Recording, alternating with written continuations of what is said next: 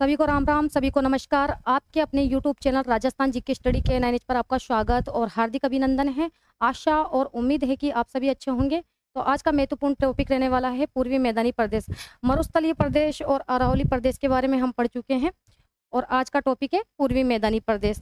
तो यहाँ से भी एग्जाम में है जो कि क्वेश्चन पूछे जाते हैं। तो आज की क्लास आपके लिए वेरी मोस्ट इंपॉर्टेंट रहने वाली है, चाहे आप किसी भी प्रतियोगी परीक्षा की तैयारी कर रहे हो। तो क्लास स्टार्ट करने से पहले आप सभी से रिक्वेस्ट है कि फटाफट क्लास के साथ जुड़ जाइए और दबा के एक बार क्लास को शेयर कर दीजिए। तो देख लेते हैं पूर्वी जो मैदानी प्रदेश है इसका जो क्षेत्रफल है वे कितना है।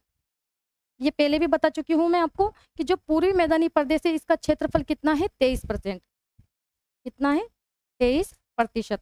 और जनसंख्या यहाँ पर निवास करती है 39%।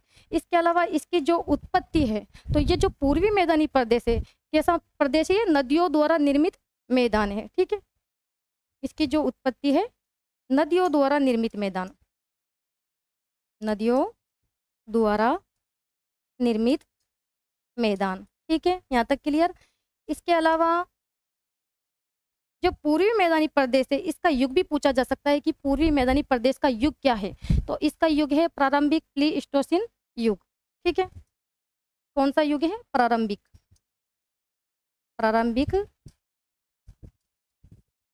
प्लीस्टोसीन युग। इसके अलावा क्वेश्चन बनकर आ सकता है कि पूर्वी मैदानी प्रदेश में किस प्रकार की जलवायु पाई जाती है। तो यहाँ पर आर्द्र प्रकार की जलवायु पाई जाती है और कैसी मिट्टी पाई जाती है, जलोढ़। तो यहाँ पर कौन सी जलवायु पाई जाती है, आर्द्र प्रकार की जलवायु पाई जाती है और मिट्टी पाई जाती है पूर्वी मैदानी प्रदेश में, जलोढ़। ठीक है, यहाँ तक क्लियर हो गया। इसके अलावा इसकी ऊंचाई भी पूछी जा सकती है कि पूर्वी मैदानी प्रदेश की ऊंचाई कितनी है। कितनी ऊंचाई है बताइए, पूर्वी जो मैदानी प्रदेश है इसकी ऊंचाई कितनी है, 200 से 500 मीटर। 200 से 500 मीटर तक इसकी ऊंचाई है। ठीक है, इसके अलावा देख लेते हैं पूर्वी मैदानी प्रदेश के उपभाग। बताइए पूर्वी मैदानी प्रदेश के उपभाग कितने हैं, कितने उपभागों में से बांटा गया है, 4 भागों में। कौन कौन से भागों में बांटा गया है, फटाफट दीजिए आंसर। एक तो बांटा गया है चंबल बेसिन, कौन से बेसिन में, चंबल बेसिन में।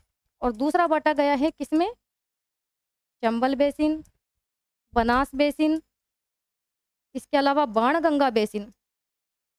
Chambal basin, Banas basin, Banganga basin, Banganga basin. इसके अलावा माही बेसिन, माही बेसिन।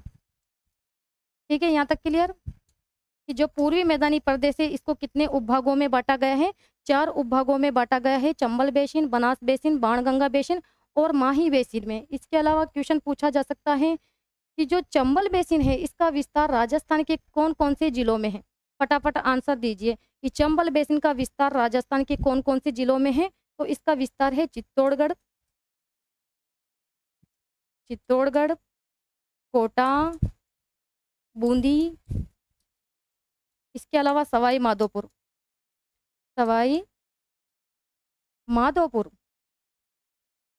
धौलपुर,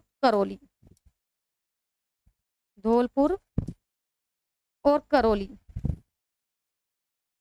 इन जिलों में चंबल बेसिन का क्या है, विस्तार है। ठीक है, इसके अलावा पूछा जा सकता है कि बीहड़ क्या है। बताइए क्या है बीहड़, कि चंबल नदी द्वारा अवनालिका अपर्दन से युक्त कंदरा युक्त भूमि। ठीक है, उसे कहते हैं बीहड़। कि चंबल नदी द्वारा अवनालिका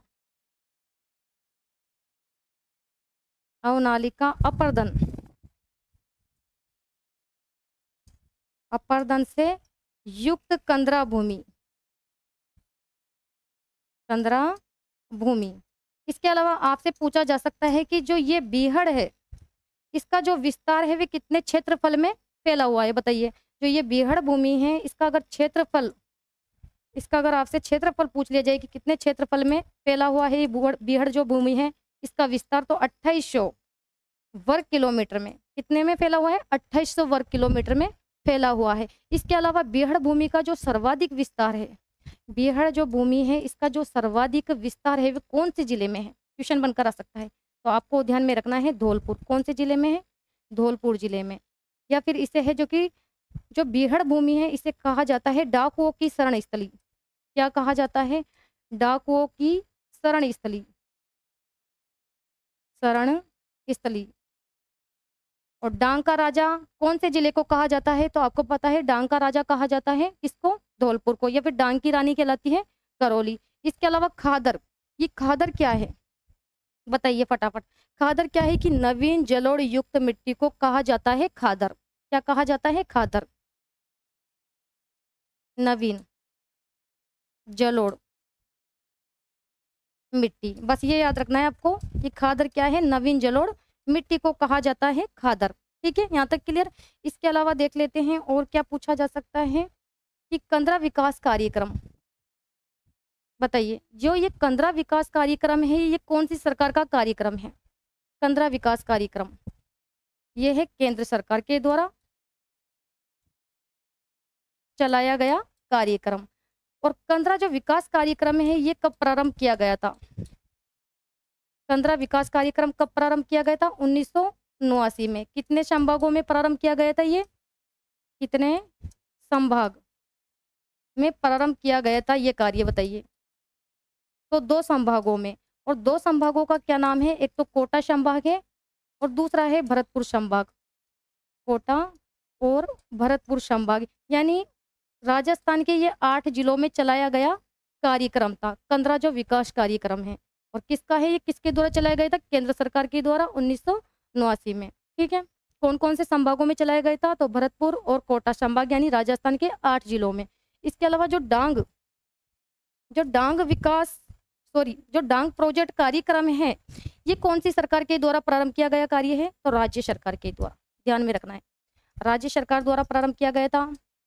और कब प्रारंभ किया गया था ये कार्यक्रम? कब प्रारंभ किया गया था? 2004 में। ठीक है, और कितने संभागों में चलाया गया था? तो ये कार्यक्रम भी 2 संभागों में चलाया गया था। ठीक है, ये ध्यान में रखना आपको। 2 संभाग, कौन से संभागों में? कोटा और भरतपुर संभाग, कोटा व भरतपुर संभाग। यानी ये कार्यक्रम भी राजस्थान के 8 जिलों में चलाया गया था। ठीक है, यहाँ तक क्लियर हो गया। पूछा जा सकता है, वेरी वेरी मोस्ट इम्पोर्टेंट। इसके अलावा आपसे और क्या पूछा जा सकता है? बनास बेसिन, दूसरे नंबर पर है बनास बेसिन।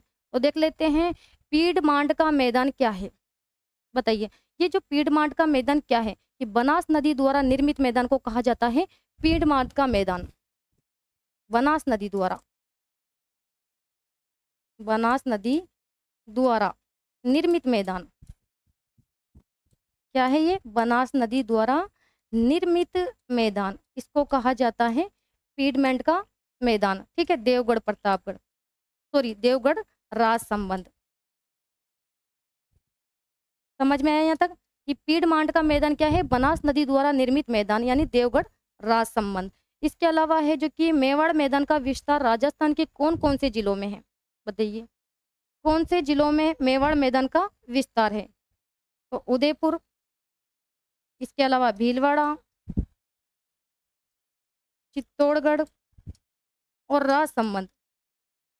चित्तौड़गढ़ और राजसमंद।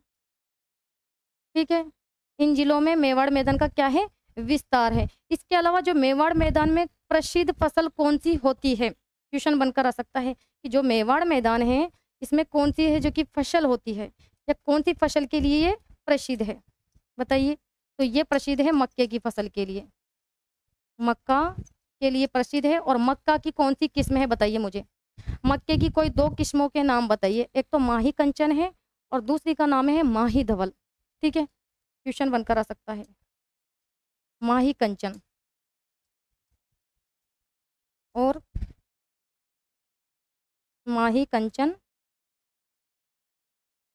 और माही धवल, या आपको किस्मों के नाम भी दिए जा सकते हैं कि माही कंचन या माही धवल कौन सी फसल का नाम है? तो आपको ध्यान में रखना है मक्का। ठीक है, और राजस्थान के दक्षिणी क्षेत्र में होती है, यानी मेवाड़ में। ठीक है, और मेवाड़ में राजस्थान के कौन से जिले आते हैं? तो उदयपुर, भीलवाड़ा, चित्तौड़गढ़ और राजसमंद।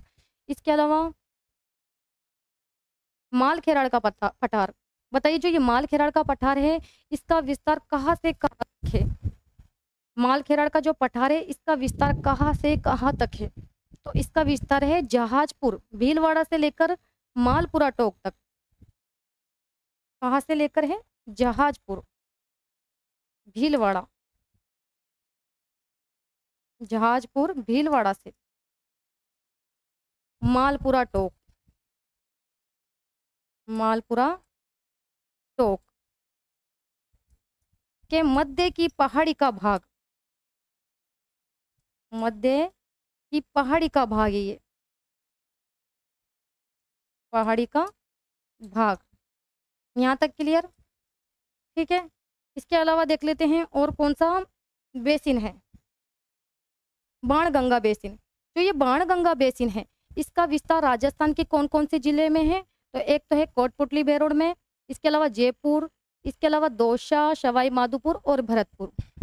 बाणगंगा बेसिन का विस्तार कहाँ कहाँ पर है? कोटपुतली बेरोड, कोटपुतली बेरोड, इसके अलावा जयपुर, दौसा, सवाई माधोपुर, सवाई माधोपुर। ठीक है। इसके अलावा भरतपुर, इन जिलों में इसका विस्तार है। किसका विस्तार है? बाणगंगा बेसिन का विस्तार। और जो बाणगंगा नदी है ये किसमें मिलने वाली नदी है? तो आप सभी जानते हैं यमुना में मिलने वाली नदी है। यानी जो बाणगंगा नदी है वे किस अववा तंत्र का भाग है? बंगाल की खाड़ी का। ठीक है, जिसे अर्जुन की गंगा के नाम से भी जाना जाता है। इसके अलावा देख लेते हैं माही बेसिन। माही बेसिन का विस्तार बताइए राजस्थान के कौन कौन से जिलों में है? क्वेश्चन बनाकर दिया जा सकता है आपको कि माही बेसिन का विस्तार राजस्थान के कौन कौन से जिलों में है, या फिर पूछा जा सकता है कि छप्पन का मैदान राजस्थान के कौन से जिले में विस्तृत है, या फिर पूछा जा सकता है कि छप्पन का बेसिन इसका विस्तार राजस्थान के कौन से जिले में है। तो देख लेते हैं पहले माही बेसिन का जो विस्तार है वह है डूंगरपुर, बांसवाड़ा और प्रतापगढ़, और प्रतापगढ़, इन जिलों में इसका क्या है? विस्तार है। ठीक है। या फिर छप्पन का मैदान का विस्तार राजस्थान के कौन से जिले में है? तो प्रतापगढ़ और बांसवाड़ा। ध्यान में रखना है आपको, प्रतापगढ़ और बांसवाड़ा। ठीक है। या फिर पूछा जा सकता है कि छप्पन बेसिन का विस्तार राजस्थान के कौन से जिले में है? तो आपको करना है बांसवाड़ा। ठीक है, बांसवाड़ा। यहाँ तक क्लियर है? इसके अलावा क्या पूछा जा सकता है? और कांठल, कांठल बताइए ये कांठल क्या है? क्या होता है कांठल? माही नदी का किनारा, इसे कहते हैं कांठल। क्या है ये? माही नदी का किनारा।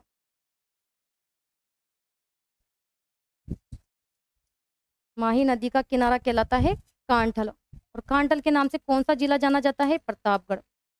ठीक है, क्लियर हो गया?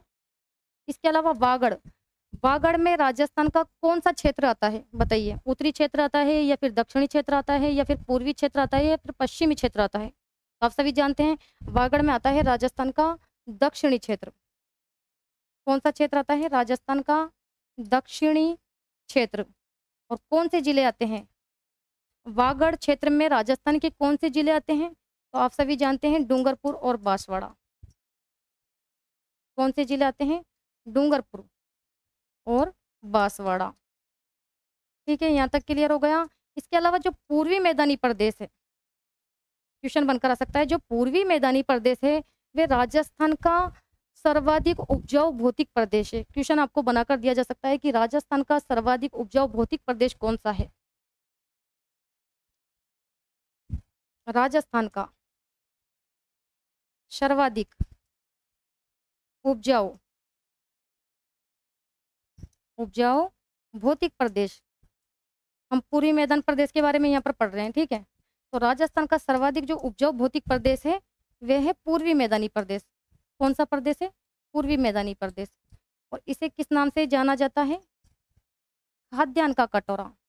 किस नाम से जाना जाता है इसे? खाद्यान्न का कटोरा। क्वेश्चन बनाकर दिया जा सकता है कि खाद्यान्न का कटोरा राजस्थान का कौन सा भौतिक प्रदेश है? तो पूर्वी मैदानी प्रदेश। या फिर है जो कि सर्वाधिक जनसंख्या घनत्व भौतिक प्रदेश है, तो वो भी पूर्वी मैदानी प्रदेश है। 2 क्वेश्चन बनकर आ सकते हैं यहाँ से। ठीक है, देख लेते हैं कि सर्वाधिक जो जनसंख्या घनत्व है, सर्वाधिक जनसंख्या घनत्व भौतिक प्रदेश, भौतिक प्रदेश कौन सा है? तो पूर्वी मैदानी प्रदेश। कौन सा प्रदेश है? पूर्वी मैदानी प्रदेश। सर्वाधिक जनसंख्या घनत्व भौतिक प्रदेश है पूर्वी मैदानी प्रदेश। ठीक है, तो ये थे आज की इम्पोर्टेंट थ्योरी और यहाँ से एग्जाम में क्वेश्चन बनकर आ सकते हैं, वेरी वेरी मोस्ट इम्पोर्टेंट। तो आज की क्लास को मैं यहाँ पर समाप्त करती हूँ। क्लास अगर आपको अच्छी लगी हो तो लाइक कीजिएगा, शेयर कीजिएगा और चैनल पर पहली बार आए हो तो चैनल को सब्सक्राइब करना ना भूलें। तो नेक्स्ट क्लास में मिलते हैं, तब तक के लिए धन्यवाद। Thank you so much.